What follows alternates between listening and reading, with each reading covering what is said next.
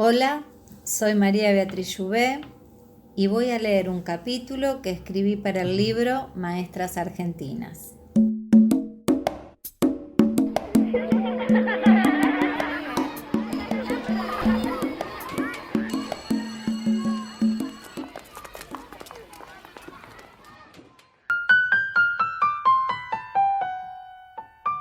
Ángela Peralta Pino. Entre quebrachos y pizarrones.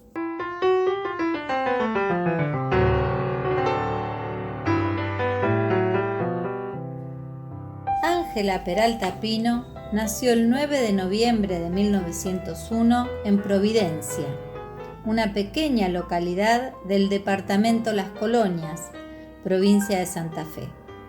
Sus padres fueron Josefa Pino y Ángela Peralta, quien falleció en 1908 cuando ella era una niña de apenas 7 años. Por ese motivo, la familia debió mudarse a San Cristóbal, donde finalizó sus estudios primarios. En 1912, su madre Josefa volvió a contraer matrimonio con Cecilio Pino. Siendo adolescente, comenzó a estudiar la carrera de magisterio en Rafaela, en la Escuela Normal Domingo de Oro, compartiendo ese primer año con Leticia Cossettini. Sin embargo, la oposición familiar fue más fuerte y tuvo que regresar al hogar y abandonar los estudios. Por cuestiones laborales, la familia se trasladó transitoriamente a Tostado. Allí le ofrecieron dar clases a los hijos de los peones en la estancia La Carreta, iniciándose de este modo su camino en la docencia. En efecto, la escasez de maestros en la provincia y en el país eran tan grande que Ángela pudo ejercer sin tener el título que la habilitara. Debido a dificultades económicas, regresaron nuevamente a San Cristóbal, donde una vez más la llamaron para dar clases, esta vez en la estancia La Lucila. Luego trabajó en la escuela Rivadavia, donde su tía era vicedirectora, pero también realizó numerosos reemplazos e interinatos por escuelas del norte, ubicadas todas ellas en zonas rurales e inhóspitas. En el año 1937 fue nombrada directora interina en la escuela número 749 de Los Saladillos. En 1938, directora suplente en la escuela número 557 en Campo Garay, departamento 9 de Julio. En 1939, directora interina en el Amargo, del mismo departamento.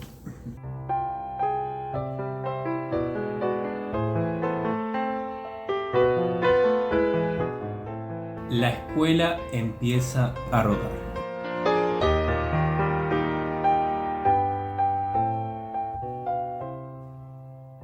En el año 1936 se realizó en San Luis el primer Congreso Pedagógico de Instrucción Pública. Las cifras del analfabetismo en el país eran alarmantes.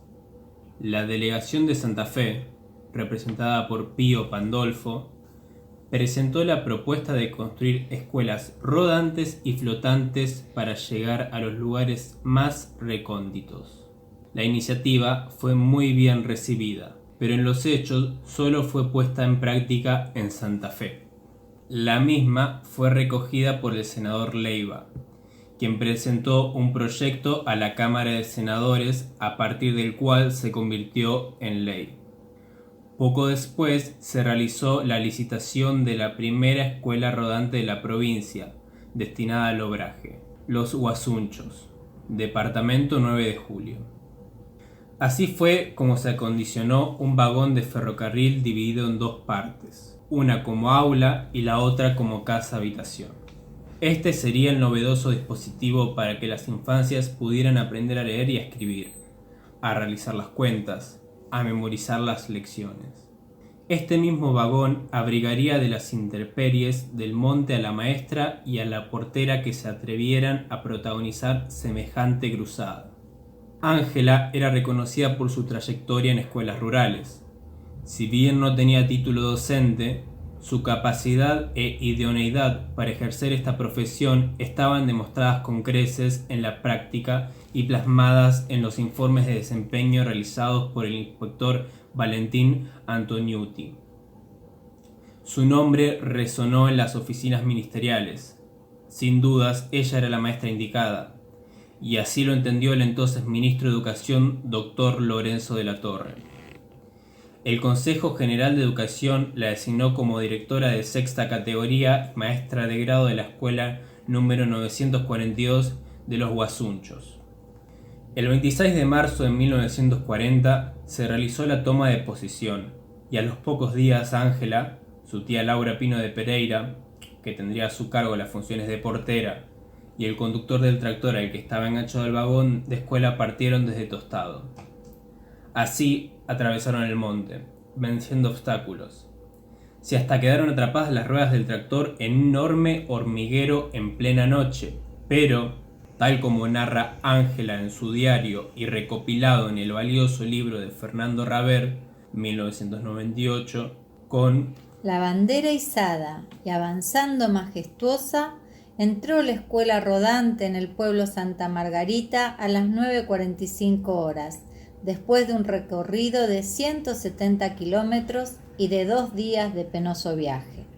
Debieron permanecer 8 días más hasta que la escuela fuera conducida por un tractor diésel, dispuesto por el ingeniero de Santa Margarita, hasta el obrador Los Guasunchos. Una vez allí, debajo de un algarrobo y a 110 metros de la administración del obraje, quedó instalada la escuela, que Raber describe como un faro luminoso, como un emblema, como un signo de la civilización.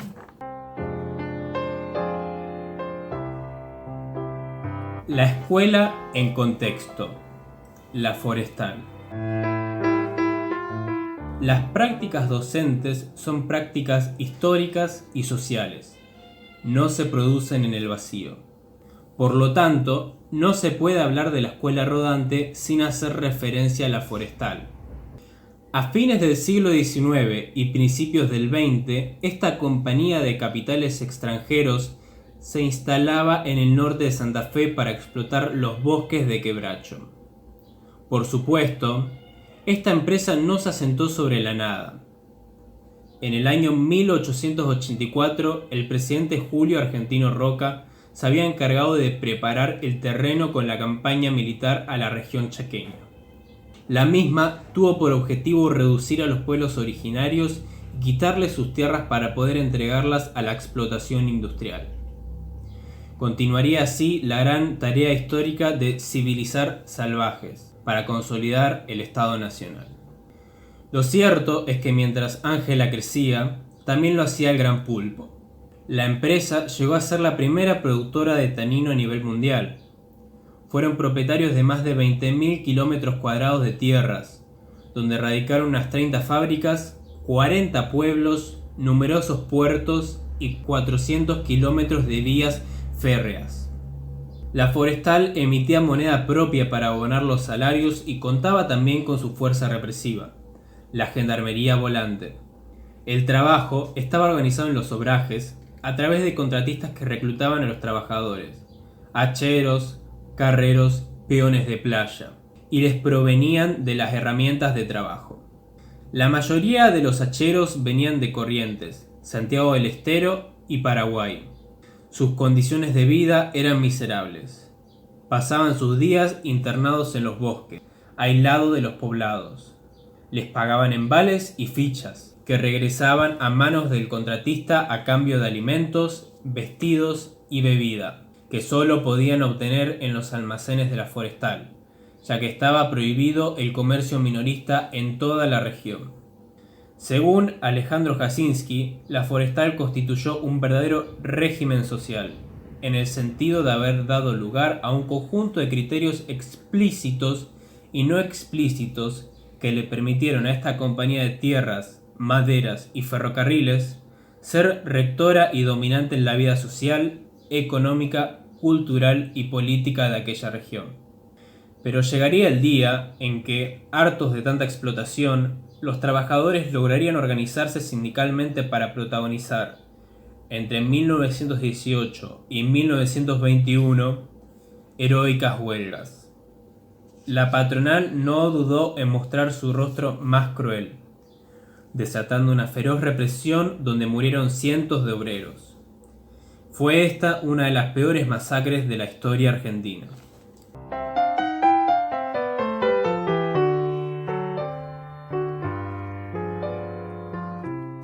En los años 60, Rodolfo Walsh recorrió la región y escribió el artículo Las ciudades fantasmas, publicado en el año 1969 en Georama.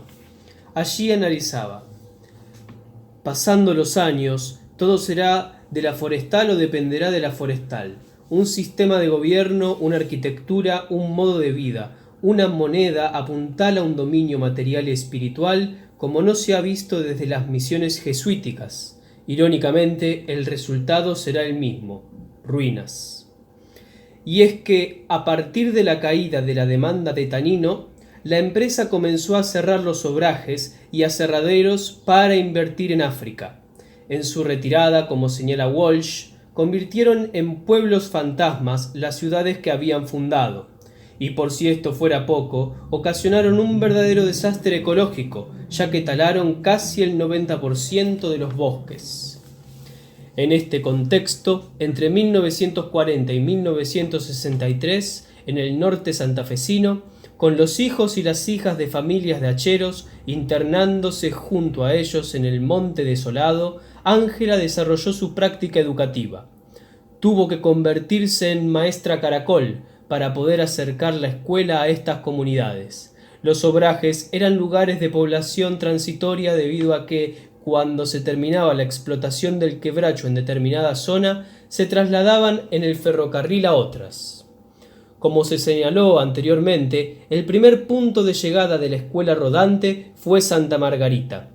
Allí fue recibida por el secretario de la Sociedad de Crédito Territorial, una subsidiaria de la Forestal, quien determinó que se instalara frente a los escritorios de la compañía hasta que el ingeniero dispusiera que continuara hasta el obraje.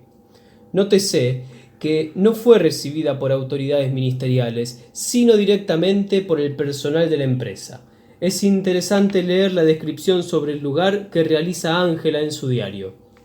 Santa Margarita es un pueblito que se está formando sobre el ferrocarril, ramal Tostado a Pinedo.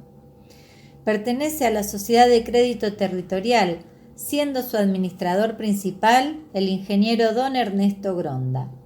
Son 2 edificios muy grandes. Uno está terminado y el otro está en construcción.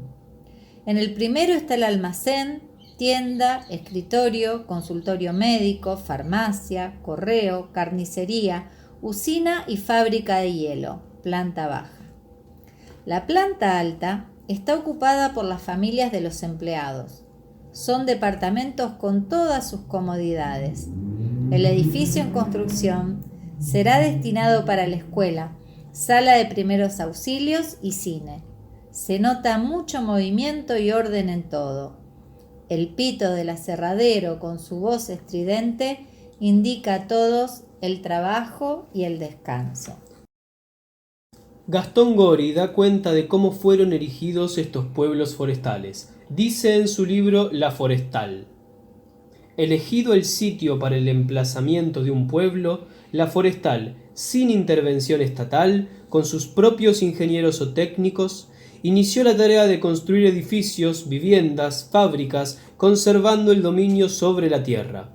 El contraste entre el pueblo y los obrajes era notorio y no pasó desapercibido ante los ojos de Ángela. Ella relata: las viviendas tienen un solo recinto. Son hechas de palo a pique y rodeadas de bolsas o con 2 paredes embarradas. No tienen puertas ni ventanas. Las camas son horcones clavadas en el suelo y cruzados con palo. Sobre ellos un montón de bolsas que hacen las veces de colchones. Viven hacinadas familias de hasta 7 hijos, sin contar los perros que duermen junto a los niños. Dolorosamente he comprobado que mis alumnos Raimundo, Claudia y Clementina duermen debajo del catre de los padres, sobre unas bolsas y tapadas con un poncho raído. Les dan calor 2 perros. En la ranchada pululan las pulgas, piques, vinchucas, garrapatas y mosquitos. Los piques hacen nido debajo de las uñas de manos y pie. Así he visto a mis alumnos con las yemas de los dedos sangrantes y carcomidas. Estremecedoras descripciones, realizadas 32 años después del informe que Vialet Massé publicara en el año 1908. Las coincidencias impactan, ya que con el paso de los años las condiciones de vida en los obrajes seguían siendo muy similares. Escribió, por ejemplo: Los más clavan 4 estacas en el suelo y a 1 metro de altura hacen una cama de palos clavadas sobre 3 largueros y algunos sobre 2. Ponen encima bolsas llenas de pasto seco. Ese es el colchón.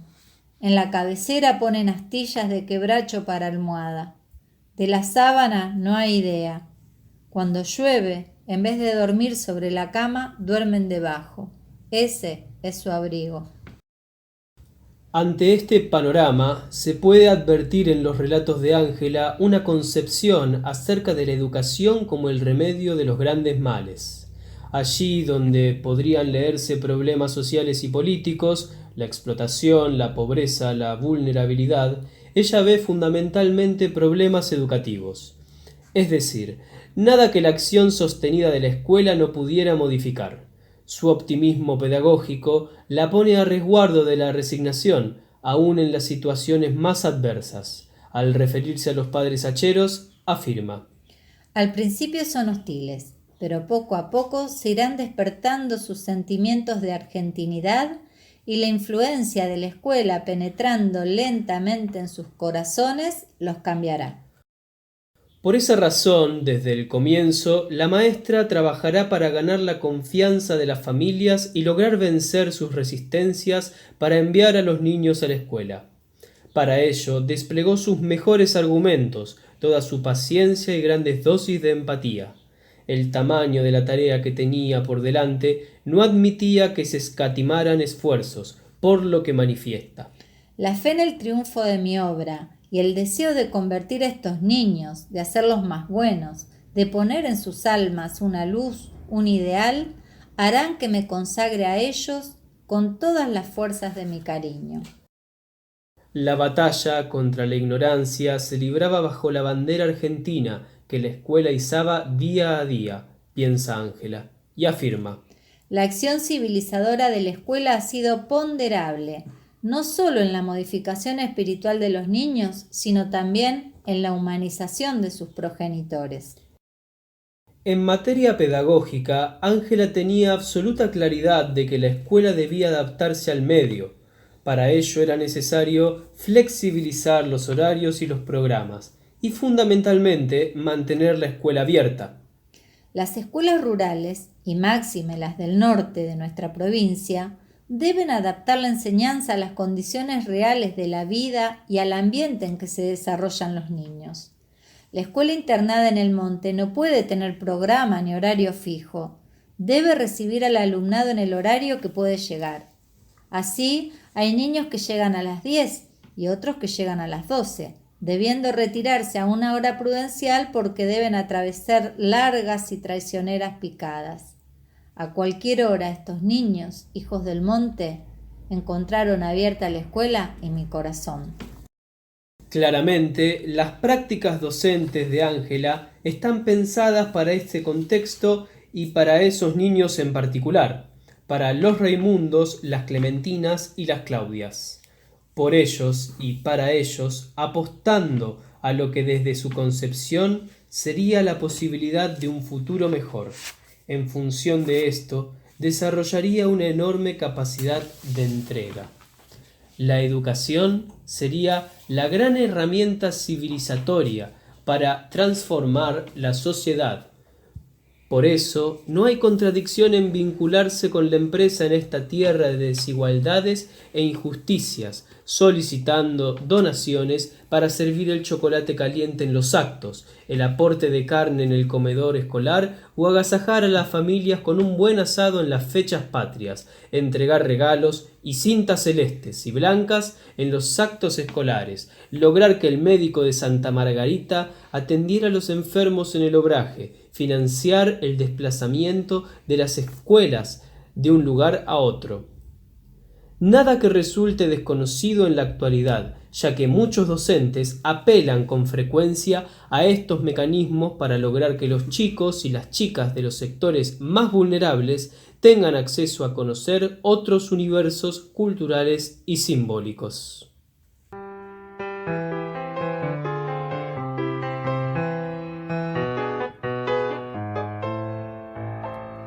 La difícil tarea de educar.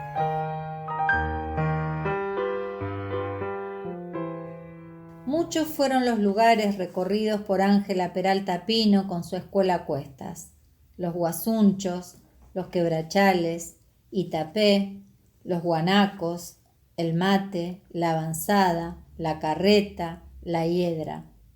Y muchos fueron también los avatares políticos que atravesarían a la provincia y al país durante esos años. La lectura de las actas de visitas realizadas por los inspectores permiten recuperar algunos de los ejes de las políticas educativas que enmarcaron su práctica docente. Existe una abundante bibliografía acerca de las representaciones imperantes en la época en cuanto a la docencia como apostolado. En este caso en particular, es exaltado como virtud por parte de las autoridades en reiteradas ocasiones. A modo de ejemplo, sostiene Raber: la señorita Peralta Pino ejerce la misión de maestro en el más amplio sentido de la palabra.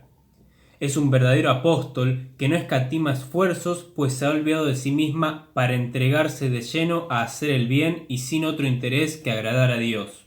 También se valora la misión evangelizadora de la maestra. En efecto, entre los logros obtenidos por Ángela a lo largo de los años se destacan los de regularizar la situación de las parejas, bautizar a niños y a niñas y que reciban la primera comunión. Para la docente, la evangelización es una parte fundamental de las tareas de educar y civilizar. En palabras de Raber: la unión legítima de los hacheros servirá para cimentar una nueva sociedad y consolidar la cultura argentina aún en las selvas intricadas del norte. De igual modo, esta también era parte de las funciones prescriptas por el Estado provincial, por lo que la escuela rodante recibió las visitas de los inspectores de escuela primaria y además la del inspector seccional de religión y moral entre los años 1949 a 1954. Este hecho, que resultaría llamativo en la actualidad, no lo era para ese momento. Sin ir más lejos, durante la gobernación de Manuel Iriondo, entre 1937 y 1941, se había instituido la enseñanza de religión en las escuelas estatales, del mismo modo que ocurría en Buenos Aires con la Reforma Fresco-Noble de 1937. A su vez, el gobierno nacional, surgido del golpe de Estado de 1943, establecía lo mismo para todo el país. Para controlar su implementación, se organizó una dirección de instrucción religiosa dentro del ministerio, con 2 inspecciones, primaria y secundaria. Finalmente, en 1947, el presidente Juan Domingo Perón, con la sanción de la Ley 12.978, legitimó la enseñanza religiosa como materia obligatoria. Hacia fines de 1954 y principios de 1955, luego de haber roto las tensas relaciones con la Iglesia, se suprimió la enseñanza religiosa y se sancionó la Ley de Separación de la Iglesia y del Estado.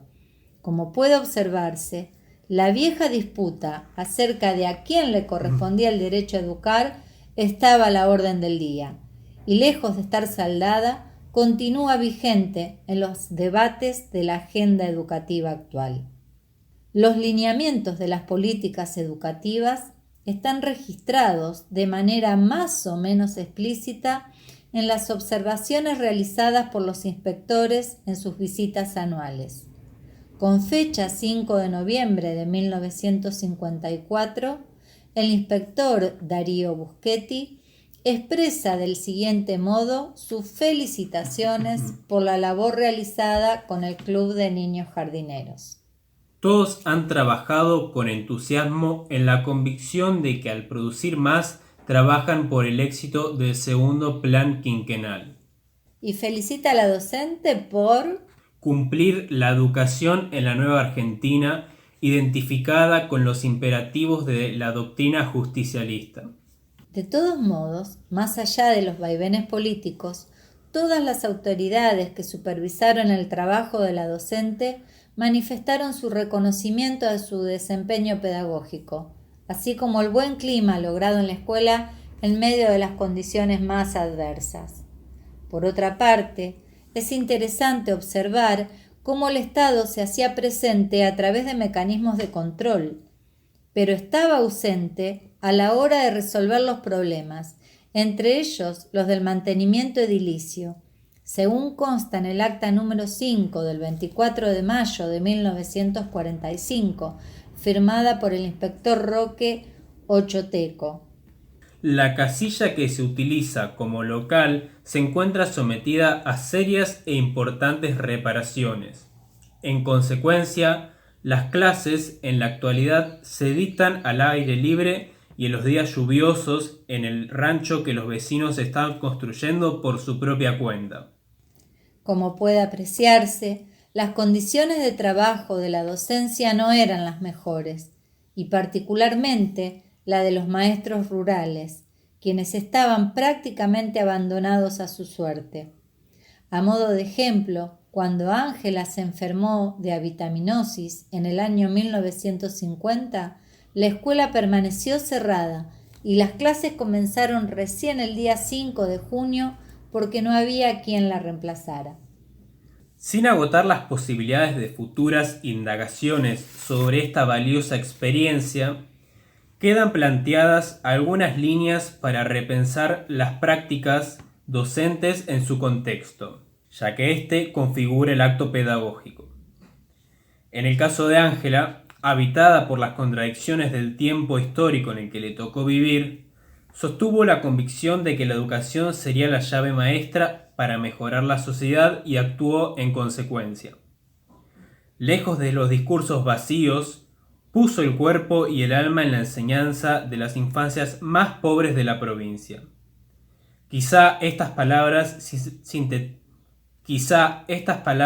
sinteticen algo de lo que la maestra Caracol sintió y pensó mientras ejercía la docencia.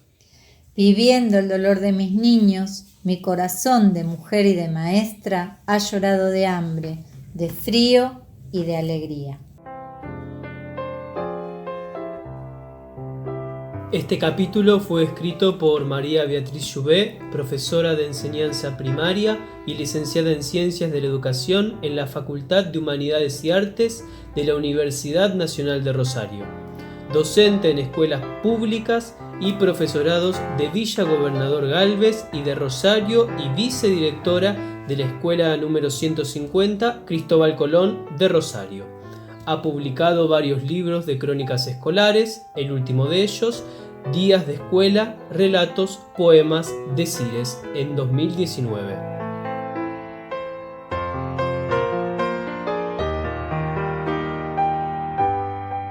Esperamos que hayan disfrutado de la lectura que hemos realizado, quien les habla, María Beatriz Jouvet, junto a mis hijos, Marcos Brodoloni e Iván Brodoloni.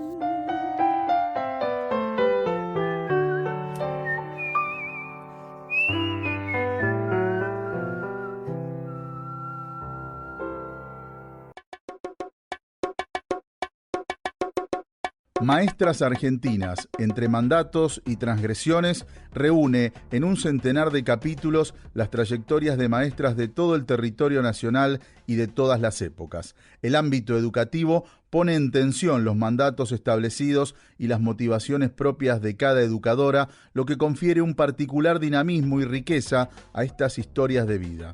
Algunas maestras fueron obedientes reproductoras del mandato estatal, otras eligieron rumbos críticos, problematizaron la tarea docente, abrevaron en teorías renovadoras, bregaron por la inclusión, desarrollaron experiencias de educación no formal, cargaron sobre sus espaldas las escuelas rurales, eligieron alfabetizar en villas y en contextos de encierro, o fueron pioneras en la educación para personas con discapacidad. Muchas rechazaron el modelo patriarcal que las limitaba al hogar y el aula, ocupando nuevos espacios en el periodismo, la literatura, el arte, la universidad, el parlamento y otros.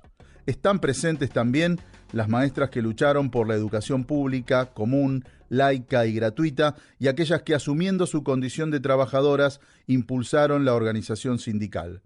Asimismo, las que soñaron con una sociedad más justa y se transformaron en militantes socialistas, anarquistas, comunistas, peronistas o radicales, así como en feministas, ecologistas y defensoras de los derechos humanos. Ya en el siglo XXI llegan por primera vez a las aulas maestras de los pueblos originarios y disidencias sexuales. Todas estas historias van tejiendo la trama de una historia desde abajo de la educación en nuestro país. Maestras Argentinas es un proyecto colectivo. A las más de 80 autoras y autores de los diferentes capítulos se suman numerosos intérpretes que a través de la narración oral hacen posible este audiolibro. Eduardo Mancini y Mariana Caballero fueron los compiladores y la edición es una producción conjunta del Centro Cultural La Toma, la Asociación Civil Inconsciente Colectivo y la Cooperativa de Pensamiento Margarito Tereré. Este material es de difusión libre.